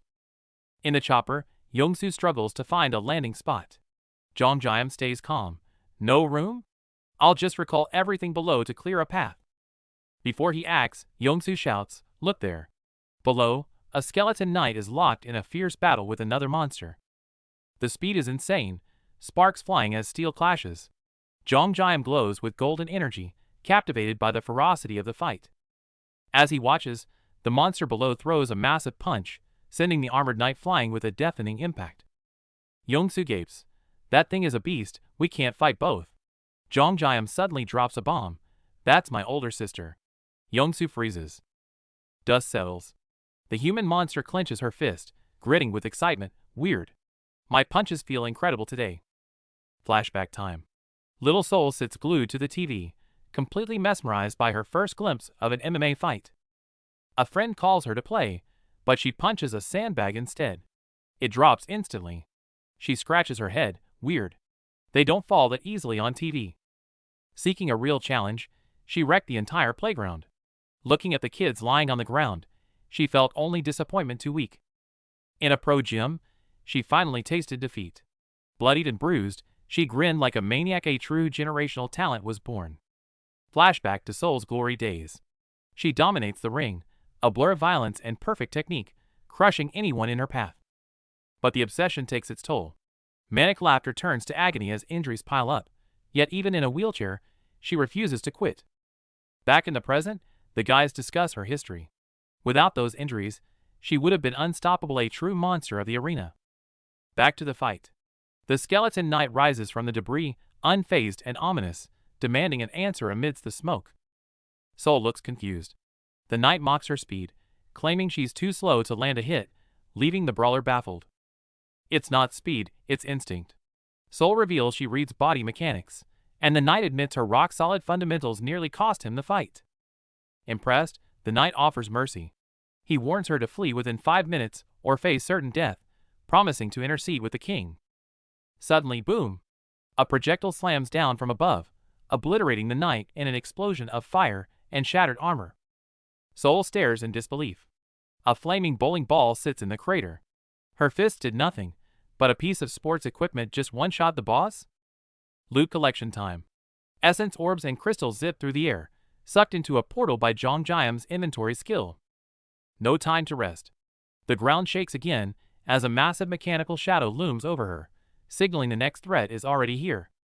Scene shift. A military chopper makes a rough landing in the city ruins. Dust swirls as a figure steps out from the cockpit. Reunion time. Zhongjayam grins at his old ally. Yongsu, aka number 2, looks like he's seen a ghost, realizing number 3 is here. Flashback to mealtime. Soul is absolutely demolishing a table full of pizza and chicken, eating like she's never seen food before. Business talk between bites. Yongsu asks about her barrier buffs, but Soul shrugs it off. Her strength is all natural, no magic required. Yongsu watches her eat in horror, asking if she's using cheat codes. Soul ignores him, too busy stuffing her face to explain. Dinner's cut short. Zhongjayam stands up, breaking the cozy vibe. He warns them the roof is closing and they need to move now. He looks up, and the nightmare is real. Massive stone walls are sealing the sky, plunging the city into darkness as the dome shuts tight.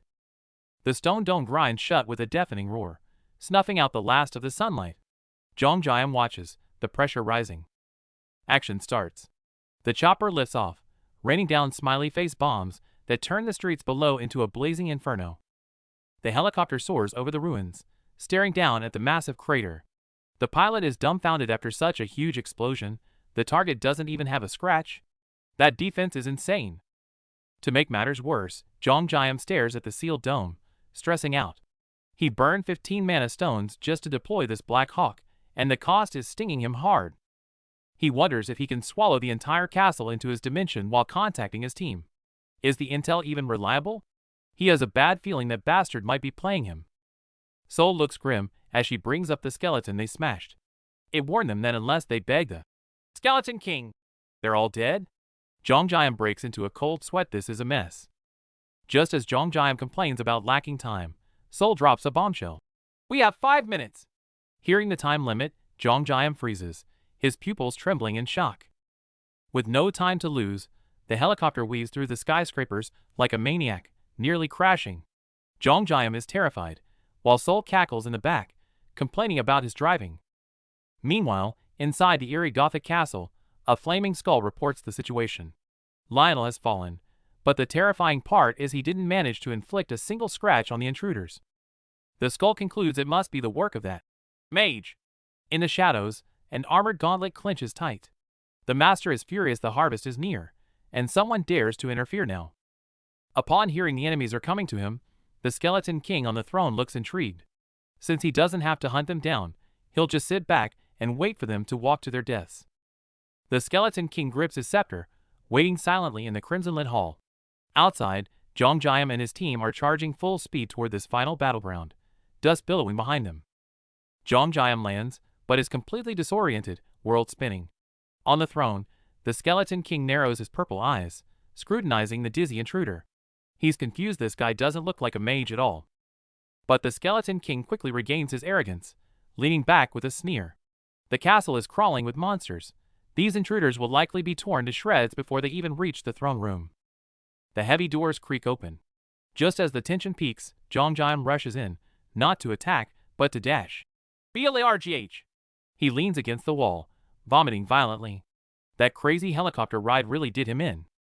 Jongjiam is miserable, tears in his eyes, swearing he'll never fly again. Sol watches their strongest fighter reduced to a vomiting mess, her face a mix of disgust and disbelief. Before he can even wipe his mouth, Sol screams, "Duck!" A red demon lunges at him. Jongjiam moves on instinct, spinning around and smashing his fist right into the monster's face. The blow is devastating. With a deafening boom, the monster is sent flying, slamming into the wall. Debris and blood scatter everywhere as the impact shakes the entire corridor. That was just the warm-up. Now we see it clearly. The pink-skinned demon tried a sneak attack, but Jongjiam's counter was precise, nearly blowing its head off with a spark-filled strike. Jongjiam gives it no chance to recover, following up with a heavy stomp that cracks the ground.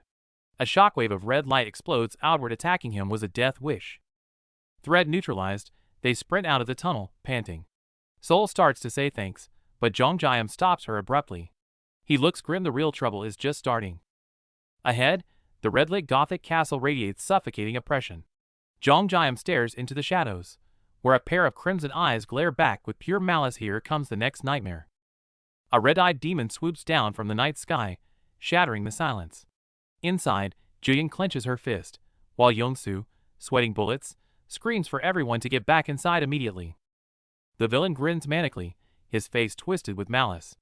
Satisfied with his catch, he arrogantly remarks that just one isn't enough and immediately sets his sights on the next target. A civilian screams in terror, reaching out helplessly. In a flash, a blurred figure dashes past, tearing through the air to intercept the winged demon head-on with incredible speed. A massive boot stomps down, crushing the demon into the shattered floor. Jongjiam stands atop the carcass, looking completely unfazed as the monster lets out a final, pathetic screech. The pink-haired fighter wastes no time, landing a devastating punch right on the demon's face. The impact creates a shockwave, sending the monster flying back with a deafening boom. The assault continues as the fighter dives from above, delivering a brutal combo. Each strike leaves a blur of red and black, completely overwhelming the enemy while wearing a chilling grin. With ruthless precision, the fighter grabs the monster's core. A blade flashes through the air, slicing the enemy before it can react. The fighter smirks, turning the battle into a one-sided slaughter. Watching the chaos from a safe distance, Jongjiam hesitates. His sister is having too much fun, and he's afraid of hitting her if he intervenes. Suddenly, his eyes light up with a new idea. He drops 250 mana stones on a system upgrade instantly.